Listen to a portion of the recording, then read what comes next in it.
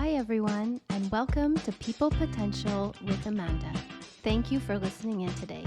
I'm your host, Amanda Fleising, and I'll be bringing on various experts to discuss empowering individuals and organizations to achieve their full potential.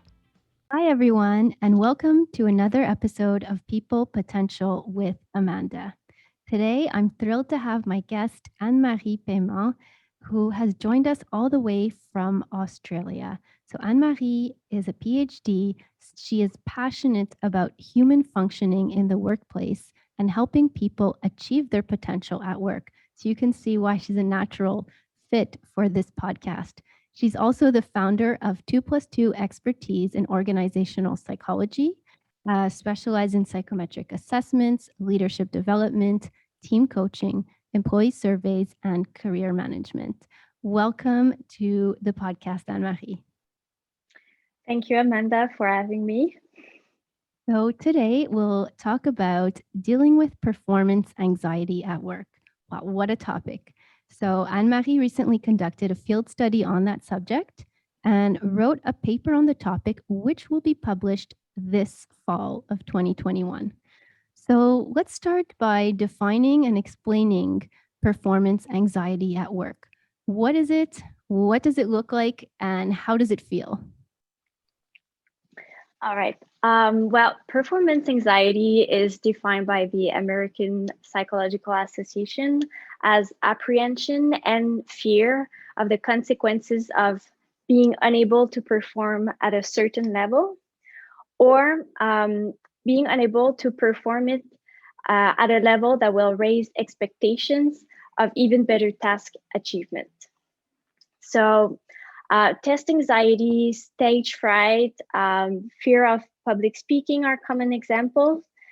In the workplace, people most often feel performance anxiety when doing a job interview, when they have to negotiate, like a salary raise, for example, or a big contract, when doing a sales pitch, giving a presentation in front of others, so either colleagues or customers, and even just participating in meetings, taking some place, having the spotlight on you.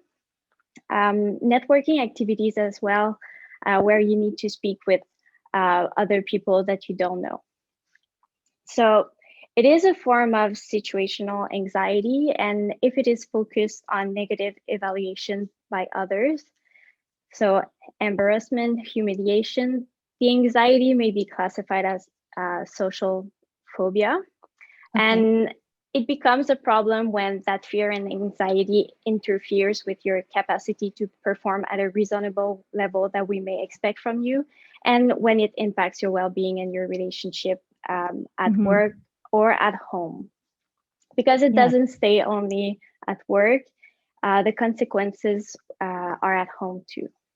Yeah, they're certainly very closely tied. And I was just talking with someone else and saying that they're even more closely tied than ever with our work from home situations that have continued and that will probably continue into the future for many people.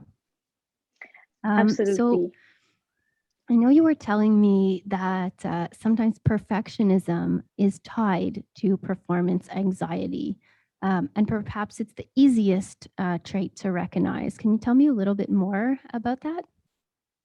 Yeah, so mentally, people experiencing performance anxiety will have very high standards of performance. So usually people will perceive them as high performers. But what happens inside is they worry so much about what others will think about them. They have trouble concentrating, remembering things, making new memories, just because they are so worried about that. It takes so much space. They have uncontrollable, intrusive thoughts about that. Lots of worrying about the fear of making mistakes. So they have to, they feel they are expected to perform a perfect performance. So no tiny mistakes, no false notes, and that other others will see that and often like think they are a failure just because of that tiny mistakes or that tiny false note. And they probably So hold themselves to standards much higher than anyone else would actually hold them to. exactly, yeah. And it comes with a lot of negative emotions. So a lot of disappointment about yourself, thinking you're not good enough. A lot of guilt, also feeling like everything rests on your shoulder, and that there's only you that can perform it at at that level when you're in a team. Um, and also that perfectionism is makes you very irritable toward others because you like if someone interrupts you uh, while you're completing your work and you're so focused on doing that perfect performance, it will derail your performance. So Mm-hmm. you can snap at others, for example, and like you just want to be left alone to perform your work at a standard that is way much higher than the normal or what is like an average expectation. So what it looks like and feel like, well, it looks like and it feels like anxiety. So you may expect different symptoms, physically, mentally, emotionally, and behaviorally. So physically, increased heart rate, sweaty palms, dry mouth, difficulty breathing, feeling like super tense. Some people will have anxiety rashes or red patches here, so you may be able to spot it. Um, and a lot of sleeping problems and digestion problems. Then on the cognitive side, so trouble concentrating, remembering things, having uncontrollable intrusive thoughts, lots of worrying about the fear of making mistakes, lots of worrying about what people will think of you. Um, so that takes a lot of mental space, and that's why you have trouble concentrating and remembering stuff. Thinking you're not competent enough or you're not good enough, so kind of an imposter syndrome, and critical self-talk, so being mean to yourself. You would never never speak to a friend that way. Emotionally, unfortunately, it's mostly negative emotion, so disappointment about yourself, a lot of feeling of helplessness, um, irritability toward others. So just leave me, like snapping at people, please just leave me alone. um, because I just need to focus on that thing that stresses me a lot. That is one of the most telltale sign, especially if the person, like if you know that person or that colleague for a long time, and before, like usually they are happy or happy to see you, happy to help you. When people become like super snappy, um, Yeah. it it's probably not about you, it's about them, like what they are experiencing uh, inside. And then on, on the behavior side, so like I said, like withdrawing socially and neglecting self-care. So people will adopt a lot of different coping strategies. Some are effective, some are ineffective, and workaholism is a big ineffective one. So it's kind of a vicious cycle because they will work a lot and they will stop taking care of themselves. So sleeping, eating, Yeah. exercising, even like basic washing. Um, so it's kind of they stop doing those things that may help them managing their anxiety, and such as taking time off and doing like spending time on your hobbies, um, and also because of the social withdrawal, they don't ask for help from their friends or their partner or their colleagues or their manager because they think they have to. There is like a lot of responsibility. They feel like they should be perfect and have it all together. So I mean, it So sounds stressful just hearing the definition. And it must be even more difficult to spot in this, like, over the pandemic, over the last year and how many months, year and a half, with having gone to work from home, you don't see your colleagues or your employees as often. So it's harder to notice those little changes, and see the withdrawal happening. So when you notice it, it might already be quite advanced. So we'll mhm, go into tips on like how managers can spot it and can work with individuals and how individuals can help themselves, and some tips for HR teams. yeah. So it foreshadows the next question. So why performance anxiety? What drew you to exploring and researching this topic?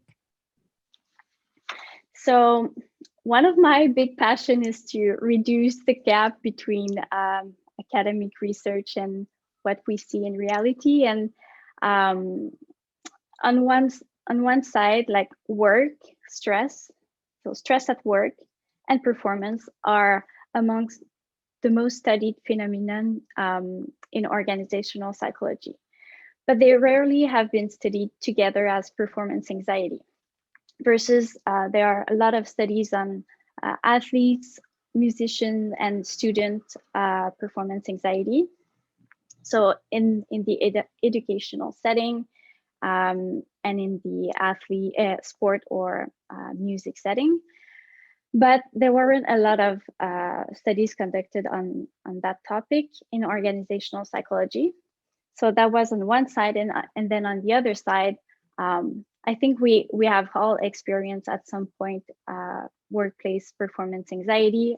I know a lot of people that have done it. I have experienced it, um, and so I just thought, well, let's take that systematic approach to study it and to better understand it, kind of set the base for other studies to be conducted on that topic. And yeah, what in what interested me the most is more often than not, it has a lot of impact. So people don't, when you're experiencing performance anxiety, you think it only impacts yourself, but it impacts a lot of other people around you. So being able to better understand it, to help people go through that was a big motivation too. Yeah, I love it. I can't wait to read the paper, and we'll be certain to share it with our audience. So, what steps can an individual or HR teams and managers take to overcome the barrier of performance anxiety? So, how do we remove it or overcome it? So what we found on the in the study is a lot of the performance anxiety at work result from not knowing if you're doing a good job.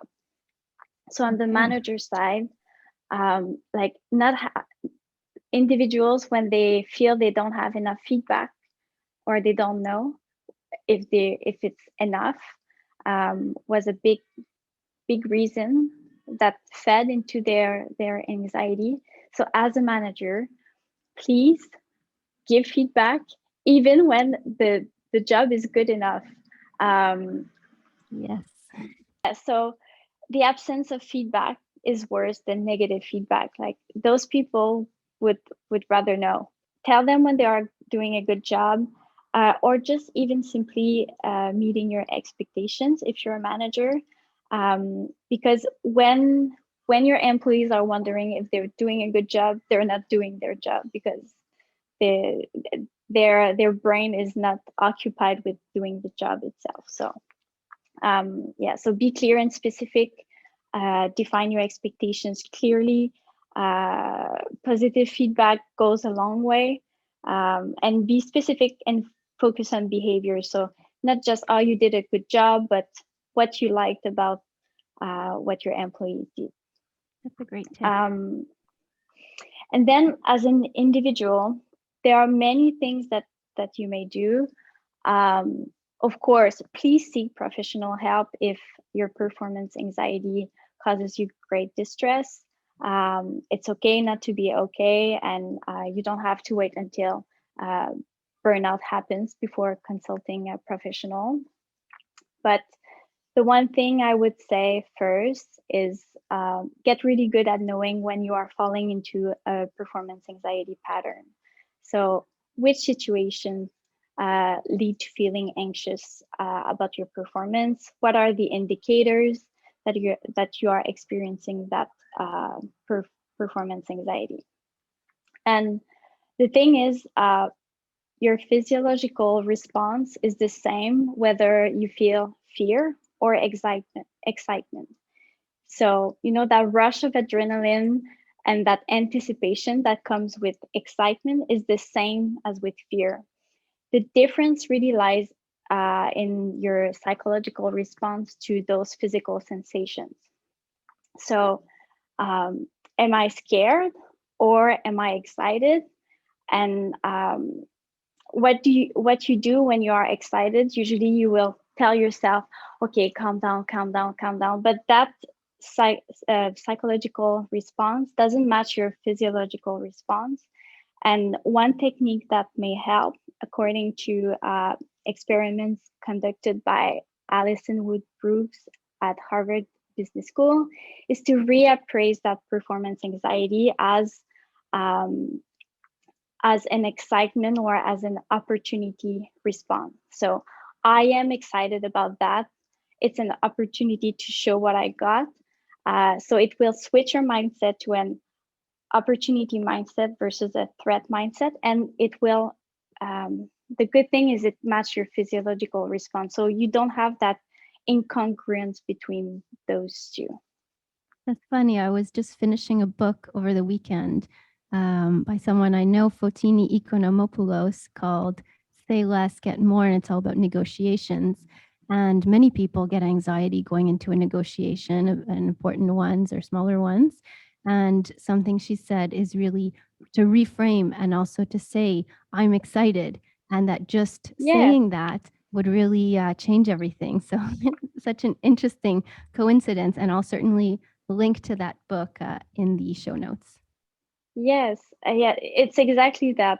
So when your mindset doesn't match how you feel physically, it causes you even more distress. So it's kind of counterintuitive. You want to calm down, but don't. Like it tells you something. It tells you that it's important for you. Like that stress response tells you, okay, this is something I care about. So switching your mindset around that is good. The other thing I would say that helps, especially because usually people that experience workplace performance anxiety, they are high performers. So they like being careful on your self-talk, like telling yourself you're a loser, you're a failure, that won't help you. Definitely Stop not. comparing. Yeah, stop comparing yourself and thinking that everyone has it all. And something uh, that really helps is to stop and do a reality check. Like remember all the time that you thought it would go wrong and how it went in the end.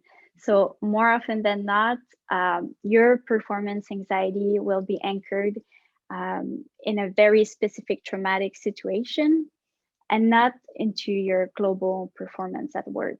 And that specific traumatic event shook your sense of competence and worth and now generalizes to all performance events. So it may help to keep track of your accomplishment when you get a positive feedback, or when you get an email that you did a good job, print them so you may Yeah. consult them when anxiety kicks in.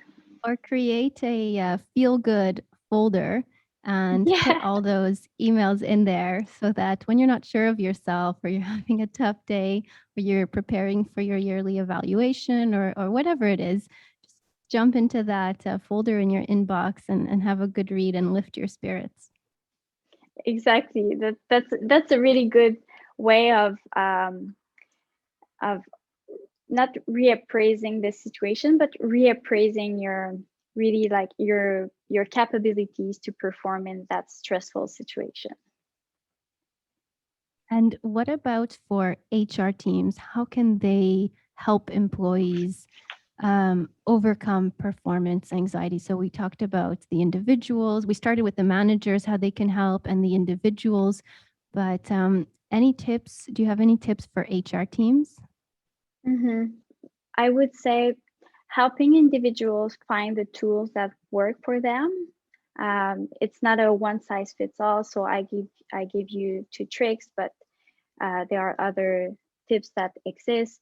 But also working toward building psychologically safe work environment. So how psychological safety is so important in a workplace culture for people to take risks and not being afraid to be judged by others. So really more working toward a culture of mastery more Yeah. than performance.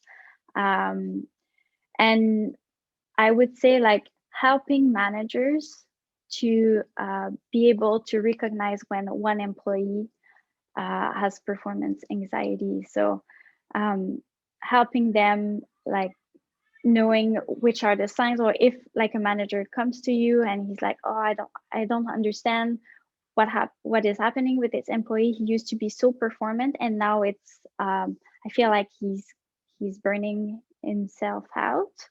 Yeah. um, that might be like a really good indicator. And also when there are another indicator is when the relationship between the colleagues are deteriorating. Sorry. Deteriorating. Yeah, you got Yes. exactly. Because that person becomes so stressed. Like I said, irritability is one of Yeah. the biggest indicators. And in a team, it's better to have like everyone performing well, like at a good level, than having one A player that outperforms everyone but alienates everyone else with their anxiety and their behaviors. Yeah, absolutely. And collaboration is more and more important today. We keep talking about agility and ability to fail fast. So, having that workplace psychology, everything is so intertwined. And it's so important for managers and HR teams to be a support system and provide employees with the right tools to recognize and to support employees um, before any burnout happens. Mm-hmm. Um, and Exactly. and in whatever phases, but it's just creating I love that, like creating the culture of workplace safety and a culture where people don't feel so judged and can learn a like learning culture and where they can fail Yes. fast and keep learning all the time. Um, and finally, I know you use Successfinder, so quick plug as the primary assessment tool in your coaching practice. So, can you tell our audience how specifically do you use it to support your work on performance anxiety? So the main benefit I see of using Success Finder in my coaching practice is you get to know the person really fast and very deep. Like oftentimes people are very surprised that you know all of this about themselves, and there are some dynamics that you can spot if someone has the propensity of to experience performance anxiety at work. So it can give you a hypothesis uh, regarding what that person might tell themselves, or which Mhm. situation specifically will generate performance anxiety. And yeah, so that's one thing. And then the other thing is um, because of all the self-doubt that is associated with uh, performance anxiety, um, when you have kind of objective results of the potential of someone, like you may tell them you're really like you're better than the average on that thing, on doing that, like it's more natural to you versus that is less natural to you. everything coming together that makes you like really good at doing that or that. It really helps. It really helps to build people's confidence in themselves. Um, like we were saying a little bit earlier, like psychometric assessment can have such a positive impact or a negative impact, and using that tool to build people's confidence in themselves, and also like telling me about all those times that they shined, Yeah. thanks to those particularities about themselves, is really a good exercise for people experiencing performance anxiety at work. Yeah. So really reminding people of what are their strengths, what are their superpowers. I mean, Yes, everyone has them. So some people just need to be reminded, and that's what got you here, and that's even what can get you there. Um, Keep counting on your strengths. And yes, we all have areas of development. Everyone does. No one has a perfect profile, because if you have some things high, then something else has to be low. Um, but relying on those strengths and propelling yourself with them is such a positive feeling and takeaway from the discussion around someone's Successfinder profile. exactly. It's like, look at how great you are, but look how that performance anxiety is limiting your potential. So when you frame the conversation around that, people kind of realizes that, oh, I'm my biggest obstacle to my success, because I have all those great things, all those great qualities about myself, and all those great strengths. And there is just one tiny thing that keeps um, like that keeps impeding me to actualize my full potential in the workplace. Yeah, so it sounds like you are very passionate about helping people achieve their full potential. And I'm so happy to have had you on this episode today. Thank you so much for joining, Anne-Marie. Thank you, Amanda. Thanks for joining us on this episode of People Potential with Amanda. I appreciate each and every listen and view. You can find the show notes on the Successfinder blog, and be sure to follow us on LinkedIn and subscribe to our newsletter for all kinds of value-added content. Until next time, stay curious.